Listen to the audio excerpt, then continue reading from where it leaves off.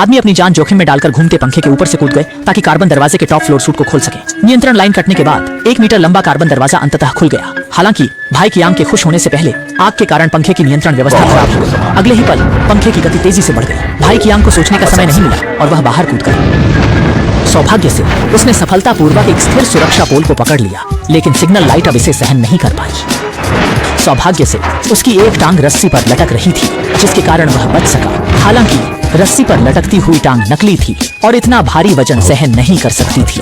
भाई कियांग केवल अपने शरीर को ऊपर उठाने और रस्सी पकड़ने की कोशिश कर सकते थे। जैसे ही नकली पैर उनके शरीर से अलग होने वाला था, उन्होंने सफलतापूर्वक अलग हो चुके नकली पैर को पकड़ लिया, लेकिन तेज झटके से खिड़की पर स्टाफ के लिए इसे सहन करना मुश्किल हो गया। नीचे के लोगों ने इस डरावनी स्थिति को देखा और सबने अपनी सांसें रोक ली और उनके लिए प्रार्थना की। इस अत्यधिक खतरनाक स्थिति में भाई कियांग ने अपनी अत्यंत शक्तिशाली बाहों की ताकत से अंततः और मुश्किल से प्रारंभिक मंजिल पर चला आया। भाई कियांग खतरे से बाहर थे और उन्होंने एक गर्म गहरा सांस लिया, लेकिन भाई कियांग विश्राम कर पाते उससे पहले उन्होंने देखा कि जो दरवाजा आखिरकार खुला था वह फिर से बंद हो रहा है। भाई कियांग ने तुरंत हवा में नकली को पीछे खींचा और दरवाजा बंद होने से पहले आखिर तक दरवाजे के बीच फंसा रहा। और उनका सब कुछ भूलकर यहाँ आने का कारण इस इमारत के मालिक को ढूंढना और उनकी देखभाल करना था। क्योंकि उसकी बेटी अब भी हत्यारे के हाथों में है, उसे अपनी प्यारी बेटी को बचाने के लिए बॉस झाओ के हाथों में पड़े यूएसबी ड्राइव की जरूरत है। भाई कियांग मूल रूप से एक विशेष सैनिक था, लेकिन एक मिशन में उसने अपनी बाईं टांग खो दी। सौभाग्य से अपने समृद्ध अनुभव के साथ वह दुनिया के पहले हाई राइज पर्ल टावर सुरक्षा पर्यवेक्षक के रूप में काम प्राप्त करने में सफल रहा। लेकिन जब वह अपनी पत्नी और 2 बच्चों के साथ यहाँ खेलने आया तो उसे कुछ अज्ञात लोगों के समूह ने निशाना बना लिया। उन्होंने सबसे पहले वही सुरक्षा टैबलेट ले लिया जो भाई कियांग अपने साथ रखता था। उसने पूरे भवन की सुरक्षा प्रणाली को नियंत्रित करने के लिए एक समतल पूरी लाइन का उपयोग किया। फिर मोती टावर में घुस गया और उसमें बड़ी मात्रा में वन पाउडर भर दिया। एक बार जब यह पाउडर पानी को छूता है तो जोरदार जलन होती है और पलक झपकते ही आग तेजी से भड़क जाएगी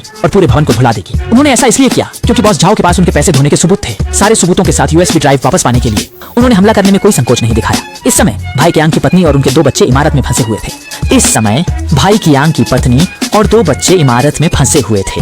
वीर जहाँ है उस इमारत में जाने के बारे में सोचना असंभव है, लेकिन उसने अचानक एक तरफ एक पेड़ देखा। तुरंत एक साहसी विचार मन में आया।